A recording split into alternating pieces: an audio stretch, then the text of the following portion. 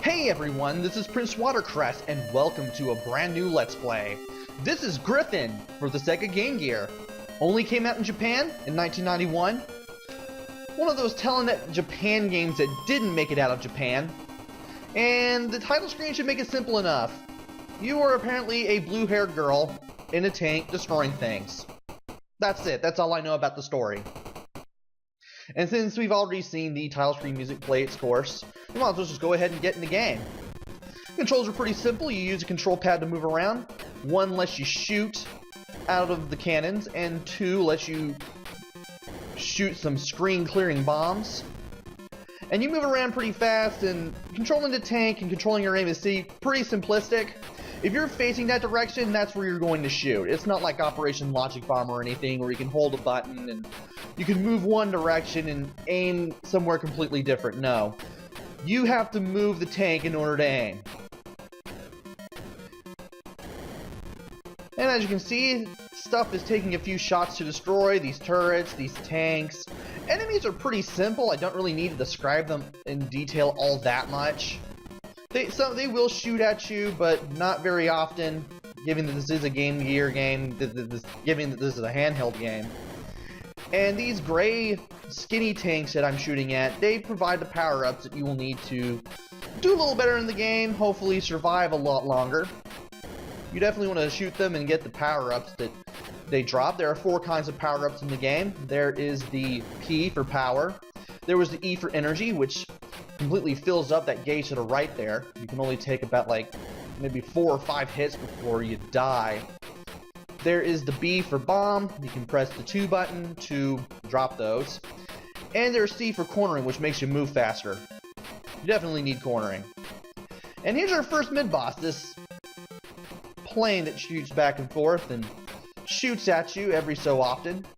As long as you keep moving back and forth and keep aiming at the plane and just keep shooting your projectiles ahead of time, you'll not only avoid the bombs that whatever it is that the plane shoots at you, but you will also be able to get through that boss battle in one piece. And you want to watch out for those planes because those explosions that follow them, they will hurt you. Interestingly enough, those blue tanks do not fire. And when you see those tank treads at the end, almost said tire tracks, you know you're at the boss here. The screen will automatically scroll once you get close enough. You won't be able to fire until you actually meet the boss. And the boss here is pretty simple enough. It's this little tank thing that has like 4 turrets. If you can get at least one of them to aim diagonally and fire diagonally, you'll get a little extra time to shoot at the other turrets. Thankfully, it doesn't take a lot of shots to take these turrets down, especially when you're powered up and you have the blue projectiles. You have your normal projectile, then a bigger red one, and then a bigger blue one. And when you reach the bigger blue ones, you will notice a difference in the strength of your shots. And now it's time to go into the desert where we see more of the same, and every time you beat a stage, you get this picture of the blue-haired girl. I'm assuming that she's the girl in the tank. You don't see a lot of humans in this game, and it kind of makes me wonder who else it could possibly be. It gets a little harder the further you get into the game. I mean, you do get enemies firing off faster projectiles and more interesting enemy patterns as far as the bosses are concerned. Like, these guys are now shooting missiles. You definitely want to take them out by aiming diagonally. Once you take one of them down, you'll be able to take care of the other, or you can just avoid them altogether. It's entirely up to you. And, of course, there will always be those skinny gray tanks that give you the power-ups. Definitely want to pick those up whenever possible. Definitely get all the bombs and power-ups and speed that you can get. You definitely want to make your tank a lot faster and a lot stronger as you get through the game. And of course, you always want to keep your energy topped up too, because once you get in the red, one hit and you're done.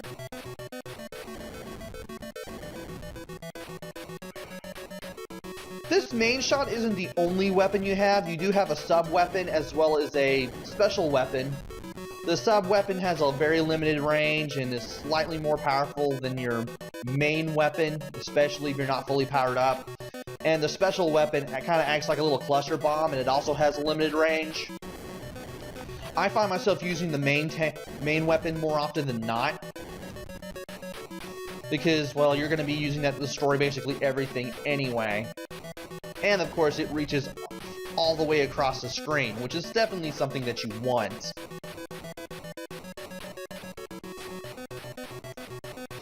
We fought that plane again, and, well, the same strategies apply for that, but for this boss, we're going to need to stay in the corner and try to just pay attention to what's going on around us.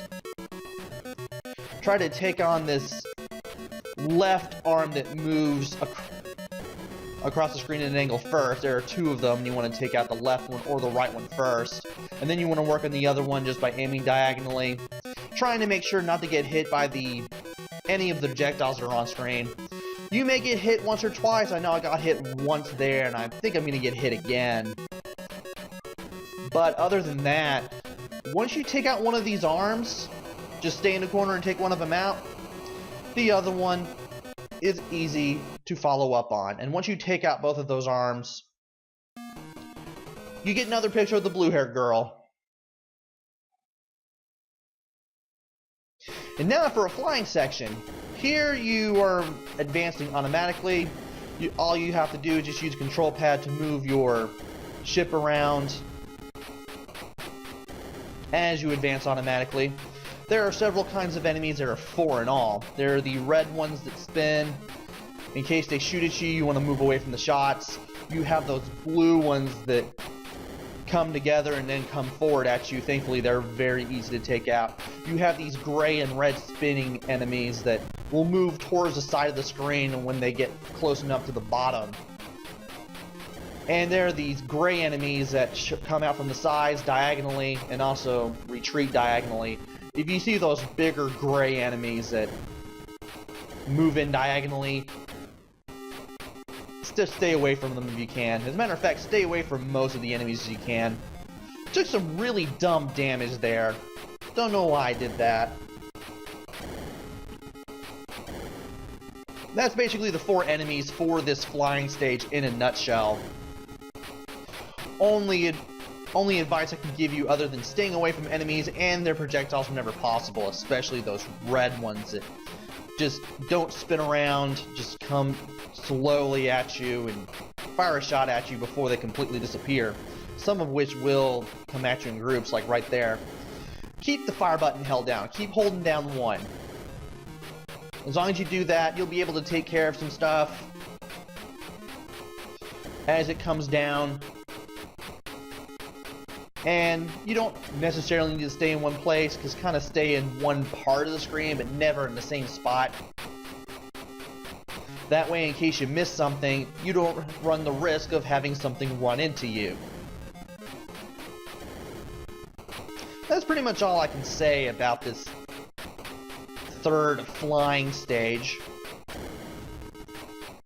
Might as well mention other things about the game. Controls are pretty simplistic, I've already mentioned that. Sound and music are pretty simplistic too. As a matter of fact, it loops every couple of seconds. But if you're like me, whether I'm playing the game or commentating over the game, you'll be too busy to notice, and here we are at the boss. There are 3 turrets here. The 3rd one has in the middle there, the one in the middle, I mean to say, I don't know why I said it with the 3rd one. The middle one has a 3-way shot. You want to keep the fire button held down, and you want to alternate between the one in the middle and the one on the right.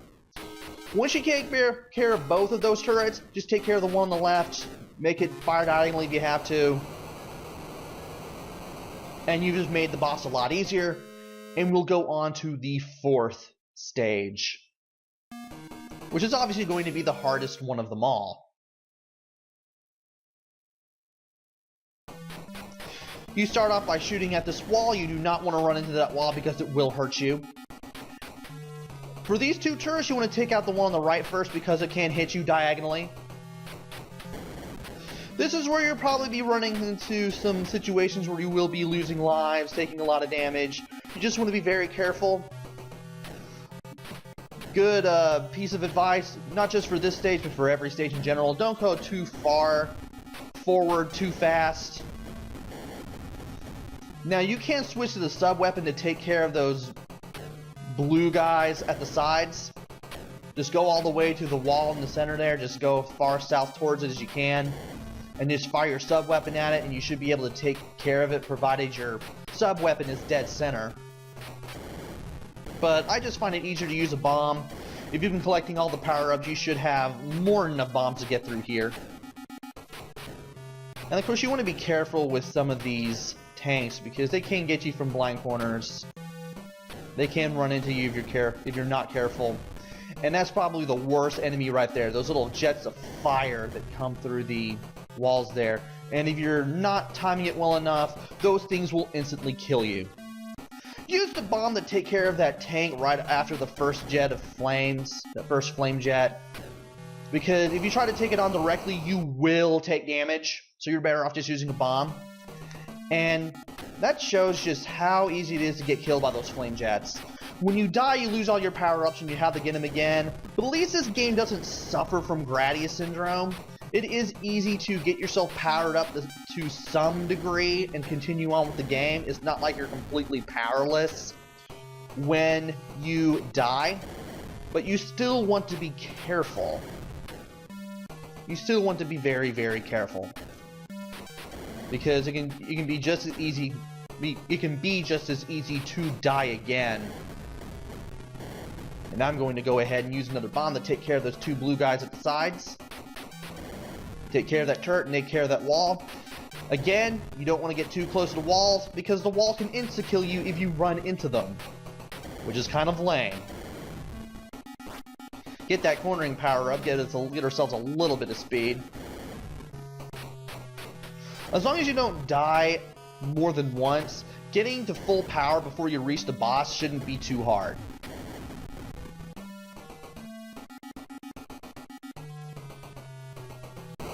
And I went in there early, and as you can see, it cost me. Might as well take advantage of the invincibility frames and just get past that first